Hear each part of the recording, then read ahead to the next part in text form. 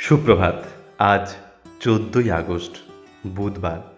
আজকের দিনে আমাদের প্রধান চিন্তা থাক, যাহারা সংসারের ঘাড়ে নিজেদের বোঝা চাপায়, সংসারও তাহাদের ঘাড়ে বোঝার মতো হয়।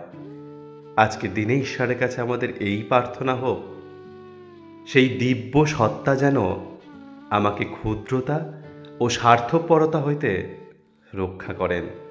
কখনো যেন আমি অসন্তোষ বা বিষাদের বশীভূত না হই। তিনি যেন আমার চিত্তে প্রসন্নতা ও প্রফুল্লতা দান করেন। আমি যেন তাহার মধ্যেই আনন্দ খুঁজিয়া পাই, সংসারের কোনো বস্তুতে নয়। আমার জীবন যেন শান্তি ও তাহার আশীর্বাদে ধন্য হয়। এ বিশ্বের প্রতিটি স্থানে নারীর হোক নিশ্চিন্ত বাসস্থান, প্রতিটি প্রাণ হোক সুরক্ষিত। এই হোক আমাদের দৃঢ় অঙ্গীকার। লড়াই হোক একসাথে। আজকের দিনটি আপনাদের খুব ভালো কাটুক। জয় মা।